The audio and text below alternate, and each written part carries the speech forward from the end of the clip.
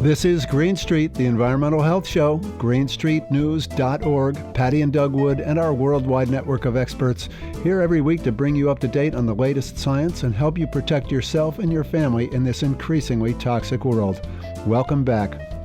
Do you suffer from frequent headaches, dizziness, brain fog, insomnia, occasional nausea, or other unexplained symptoms? Have you been wondering why you feel that way? If so, you might be suffering from exposure to the growing web of radiation created by and for our wireless world. Today on Green Street, we'll talk with a woman who suffered for years with unexplained symptoms before she found out why, and now she's done something about it that may help you too. Ruth Moss, the founder and president of a new organization, EMR Syndrome Alliance, will join us right after some of the headlines of the week. Patti, what do you got for us this week?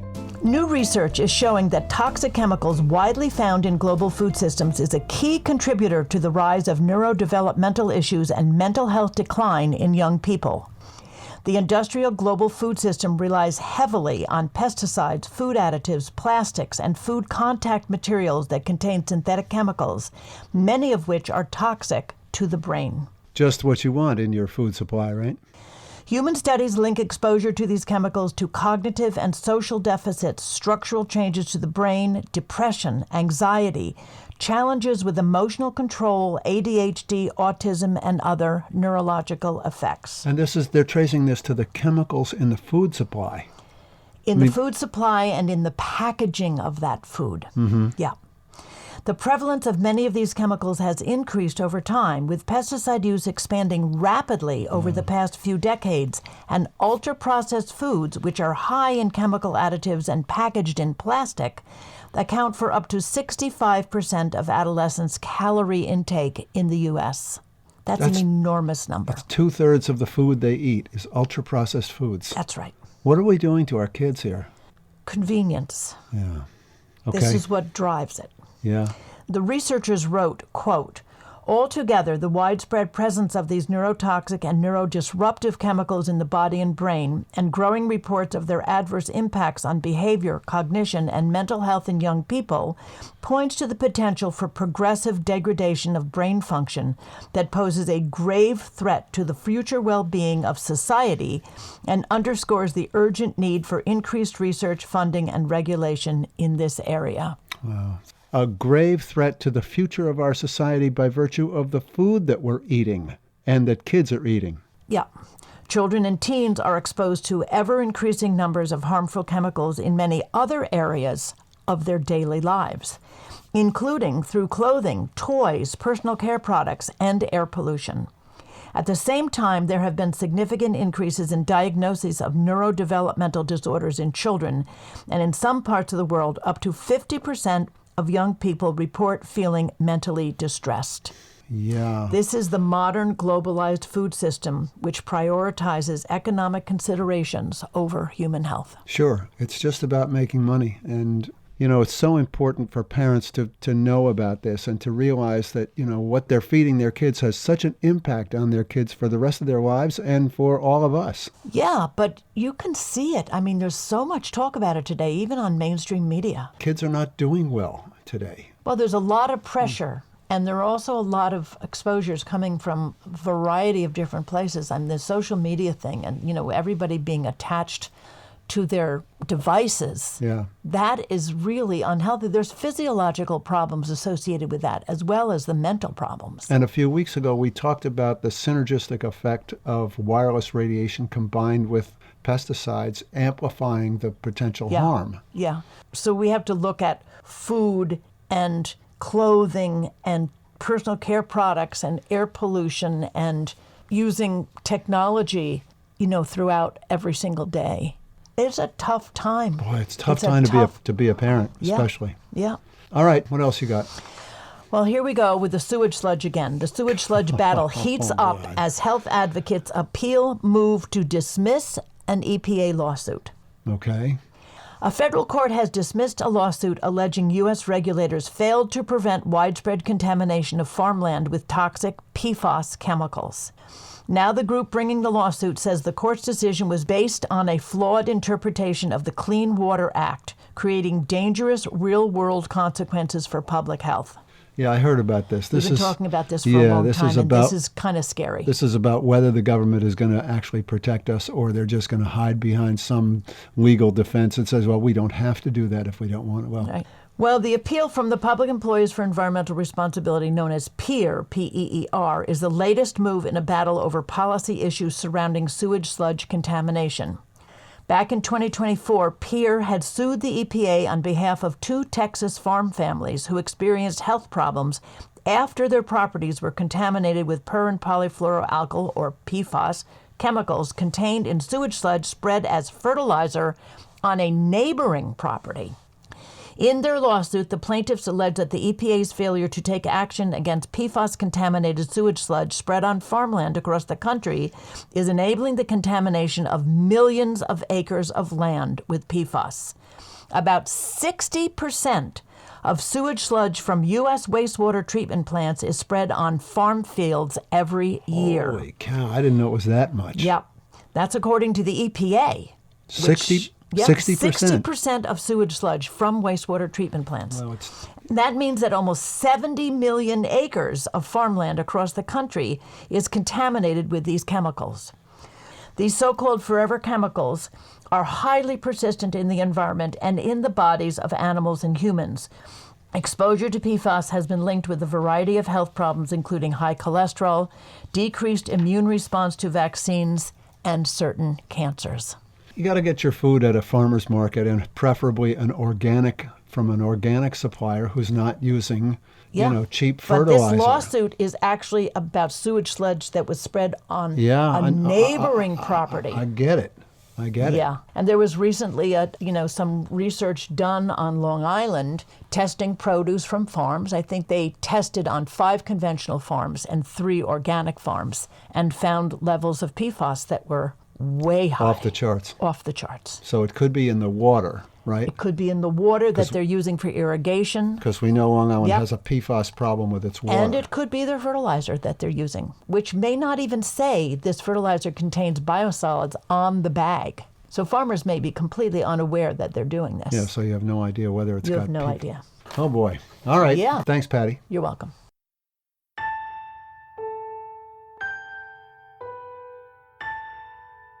Debilitating. That's how people who suffer the constellation of symptoms related to exposure to radiofrequency radiation describe their condition. It might be severe headaches, or heart palpitations, or dizziness, brain fog, or just an inability to sleep. For those who are affected, it means not being able to go to the library, the hospital, shopping malls, hotels, even a car that has a lot of wireless connectivity. It's a disability as defined by the ADA because it prevents people from living their full life. And now, one woman is doing something about it.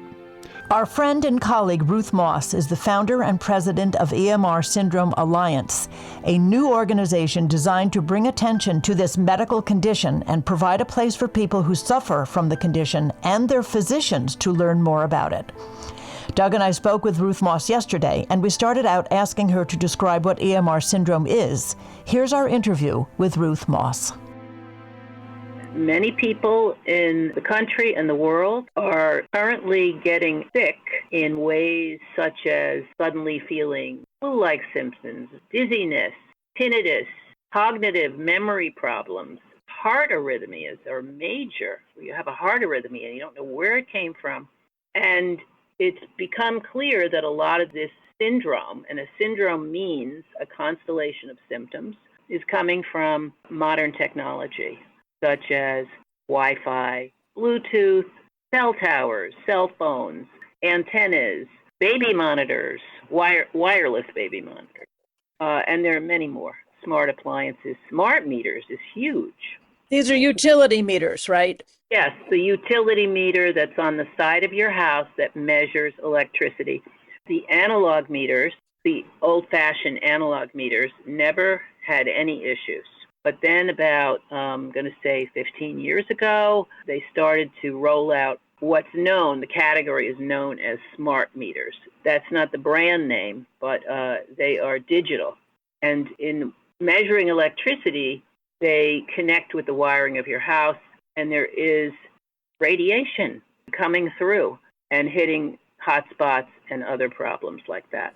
So a lot of people are getting sick from smart meters, and they don't know it. I mean, would you ever in a million years think you started to suddenly feel sick and you had heart arrhythmias and you had this and that it was coming from a meter on your house? You would never think it in a million years. Yeah. And that's part of the problem. People are not connecting the dots, but enough people have. And now people are getting this syndrome that is pretty much remediated when removed from wireless, and also low electromagnetic field effects also exist, known as dirty electricity. But the whole family of modern technology effects is catching on. People are beginning to realize it's actually the cause of making them sick. So it's actually a type of radiation. This wireless technology is officially radio frequency radiation, or RFR, and something that was not widely used in our daily lives before the introduction of the internet and everybody having a device that they could walk around with, including their phones, of course. Right. And so now there is literally a wave of new illnesses that people have, and as you said, don't really connect the dots. They don't really think that it could be because of their exposure to this, which is almost ubiquitous, right? It never occurs to them that could be the cause. Yep. But if they get away from it, if they go, I have a little expression called wireless fast. They go on a wireless fast and they're able to get away, including from a smart meter, because that's not so easy if it's on your house. But get away for a week and away from it, and they start feeling better. That's the best way to confirm it. So, Ruth, what was it that made you create this website? I mean, the website is such a great resource. So, what was it? I became sensitive and had symptoms of EMR syndrome after I had a smart meter, digital meter, placed on my house. Yeah. It took me, are you ready for this? It took me 7 years to connect the dots. Really? 7 years. Wow. I didn't realize it was that long. Yeah. I went through horrible bouts of flu-like symptoms, dizziness, heart palpitations, all the ones. These are the main ones, cognitive. And, occasionally I'd feel better. I couldn't figure out. I thought it was me. I thought I had cancer. I thought for sure. In fact, I was so convinced of it that I wrote a letter to my family and put it in my desk drawer. Oh, my God. Because one of these days, that'll be the end of me, because there's something very wrong with me. And then it took 7 years, but I figured it out because it was suggested to me it might be the meter, which I thought at the time, someone said that. I said, that's the most ridiculous thing I ever heard. Yeah. But out of curiosity, I went outside to look at the meter, which was a mistake. And I hope those listening to this don't do what I did. I went out to look and stared right into that meter to determine whether it was, someone had said, if it says FCC, it's a smart meter. But the writing was so tiny that I had to put my head right in front of the meter. And during that, a big puff, I guess, of radiation came out, practically knocked me over. I had to drop the cell phone from my hand, or that was actually a portable phone. It dropped out of my hand. And it was almost like something had attacked me. And I went into the house and I said, oh my God, I have to call my husband. And I went to pick up my cell phone to call him. And I couldn't go near the cell phone. I got this unbelievable attacking headache the second my hand came close to the phone that just repelled me. I couldn't go near the phone. Yeah. So this was the beginning. That's when I knew it was the meter, because it happened right in front of it. Wow. And then I was able to get rid of the meter. We turned the electricity off for a few days. The headaches went away, headaches that had been building up for so long. And that began my journey back to health. Once I got that off, I was able to get it replaced by an analog meter, which is not always easy to do. Yeah. But I got 2 attorneys to my house, and I worked on it, and I was able to accomplish this. So then I began the long road back. But the problem is that once you've been affected, you can now feel better when it's not around you, but Mm-hmm. you're sort of forever sensitized. Yeah. So I still cannot be around a lot of cell phones, that's for sure, or without feeling headaches. I cannot go to a house that has a smart meter. I have to get out of there in a few minutes. So, Ruth, so this website that you've put together, which is really comprehensive and so easy to read, and actually you can learn so much from this site about this. You put this together so other people are not going to take 7 years to put two and two together. Is that right? That's right. It's together for several reasons. One, it's just our intention to, you know, usually when there's an illness that exists, and they say, according to polls, there are about 7 million in the U.S., the same percentage worldwide, 3 to 5%. Usually there's a website for the illness, lupus.org is an example, even though the numbers of lupus are far fewer than the numbers of EMR syndrome. Mm-hmm. So I felt, as did others, we need our own website. But that isn't actually how it came about. It came about because when I got hit, and that was 2015, after I pulled myself together a little bit, I asked around and I said, what is this? What is this called? Does it have a name? And I understood over the course of about a month it had many names. It was called electromagnetic sensitivity. It was called electrohypersensitivity. It was called microwave syndrome, and many others. And it turns out, I later found out there were 10 to 15 names around the world. Radiation sickness, another one. So coming from an advertising background where I wrote ads, that's what my business was, you always had to be single-minded in your approach. And I sort of innately understood that anything that had 5 different names, just think about it. Come out with a new detergent and you name it 5 different names. Are you going to sell it? Not a wick. So I was like stunned. Why aren't we getting together? I did understand later that these names had evolved from different areas and they were chosen. And I got that and they did a lot of good. But now's the time that we had to get together because the challenge is too great. And we can't keep fragmenting our message. We want this to gain attention. And so I started to suggest that we somehow create a project to agree on the one name. Now, many people will say, I've never heard of this problem before. And yet within our community, there are thousands who suffer from this and are very vocal about it. So it's quite amazing that we're not getting the word out. So I think one of the reasons is the multiple names. So we did have this project called the One Name Project. It actually went internationally, but the name choice was driven by the community as well as an international committee of decision makers, of leaders in this movement, doctors, scientists, and leading advocates. So EMR syndrome is the name they arrived at, all committed to coming up with one name that we could all use. And that's the name. I thought it was great because it is a syndrome. It is something that has many different symptoms, and that's what syndrome means. And EMR means electromagnetic radiation. We can teach what EMR means.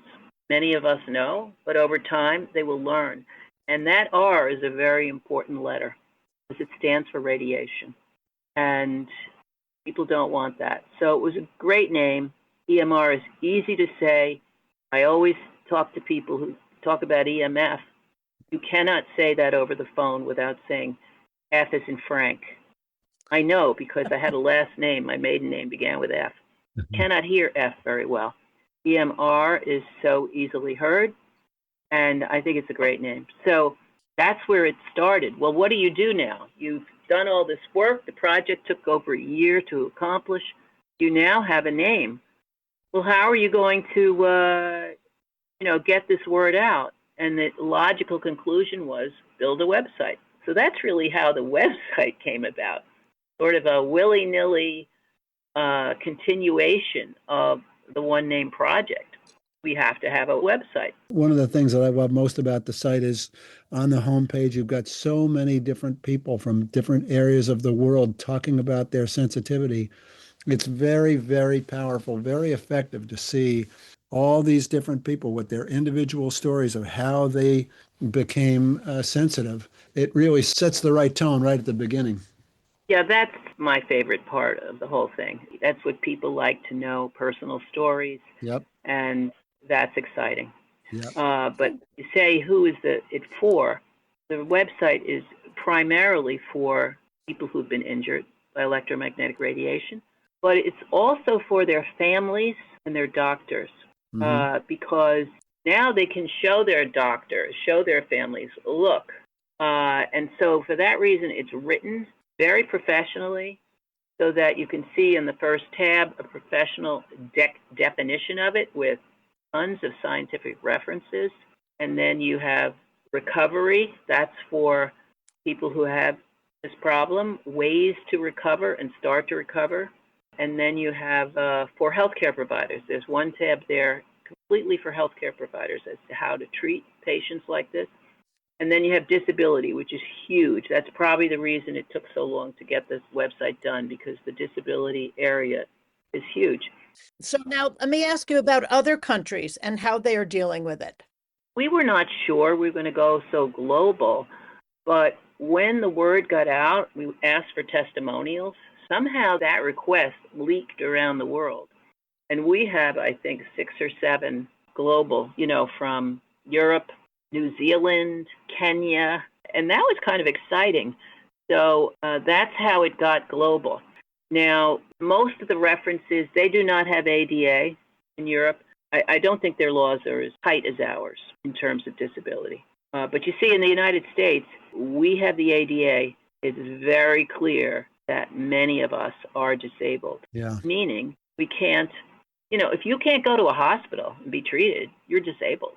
Because now they're putting Wi-Fi into the beds and things like that. Yeah.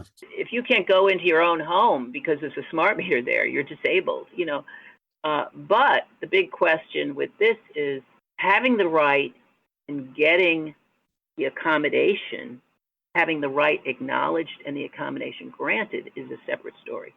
And that's why the disability information is there, because you do have to work to get your disability. But that's going to change. You've built this website, and are you optimistic about what the future looks like for people who have EMR syndrome? It can only go upward. That's my feeling. I just move ahead. I'm not someone who decides this is going to happen or that's going to happen. I just know if we get this word out and we do it well, I believe it needs marketing. I don't know if there's an article on the website that I wrote which explains an awful lot. It's called Far More Than a Name, and you can click on it from the homepage. That explains a lot about where we need to go. If we can come together and we can put ourselves together into a unified message, get it out there, sure, it definitely will go somewhere.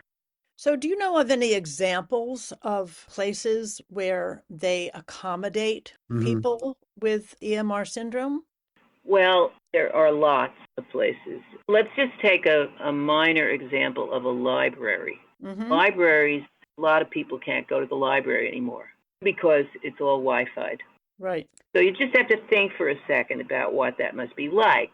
You're okay in your home, but you can't go to the library. It's also churches, hospitals, of course. But when you make a disability request, an accommodation request for a reasonable accommodation, people are getting granted. A lot of times not, but a lot of times yes. So for instance, in a library, some libraries will turn off the Wi-Fi for 2 hours, every Tuesday morning, something like that.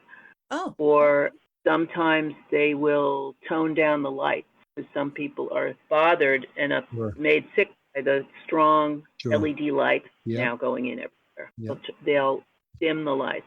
And, people make accommodation requests. Let's say they're having surgery and they're in a hospital and they've made a request that none of the doctors have their cell phones in the operating room. And I've heard of that happening all the time. You just have to, the problem is you have to I kind of would like that to be standard practice, right? Yeah, that would be a good idea anyway. We're asking people to step up and not be afraid. There's a lot of, because of the dismissal and people feel strange with this problem, nobody understands it. People stay in the shadows. And we're now saying, stop that, step up. The way we're going to get help is to step up and make disability requests, even if they're not all granted. Just make them. That is one of the ways. That's one of the flanks of this effort. Yeah, absolutely. So I'll tell you, I've always said to people, I'm not really a content person. I'm a writer. I'm good with sentence structure and flow and continuity, but I knew nothing about the disability field when I started this. As I was working on it and getting content from some of the top advocates who know all about it but don't write, it's like we kind of had to work together. I began to realize, my gosh, I'm disabled. I would never in a million years thought of myself as having a disability. But then I realized, if I can't go to the library, which I can't, if I can't rent a summer house because of a smart meter, these are disabilities. So I myself am going to start doing it. On the website, we provide disability accommodation request cards, make it easy. Yep. And we have PDFs now that explain the illness that you I saw that. You can download those cards off the website. I think that's really great. Ruth, I just want to ask you, are you concerned at all that people are going to kind of throw up their arms and say, well, we have to give up all of our technology? Are you concerned about that? No. And they love all these conveniences. They're fun. And I was just thinking of Martin Blank's wonderful book, Overpowered. He says at various gatherings, when I'm inevitably asked what I do for a living, an interesting sequence often ensues. I'm working on the biological effects of cell phones, Wi-Fi, and related devices, I reply. That's followed by a slightly anxious, so are they dangerous? After I say there is a considerable body of evidence showing significant risk, the conversation usually ends, often with a statement such as, well, there's no way I'm giving up my cell phone. So he goes on to say, there is a vast continuum of ways to address the problems, from abandonment to the unrestricted use that currently exists. One has only to look at the story of aerosols to see how safer alternatives come to light once a problem is identified. And he also says, allow me to put you at ease. There is no need for us to abandon the devices of the electronic age. The great Martin Blank. Well said. Really well said. We have to rein it in. We have to have more regulation. Just like with cars. When cars first came out, there were a lot of accidents. A lot of people died. And then over the years, we put in seatbelts and airbags and speed limits. They didn't have speed limits in the beginning. So that's what we have to do with wireless. We're not saying it should go away, but it's way under-regulated, and we're overexposed. Ruth Moss, president and founder of EMR Syndrome Alliance, talking about the rights of people who suffer with the symptoms of EMR syndrome. You can learn more about the organization at emrsyndrome.org. That's going to do it for our show this week. Patti and I will be back next week with another edition of Green Street. Thanks for listening.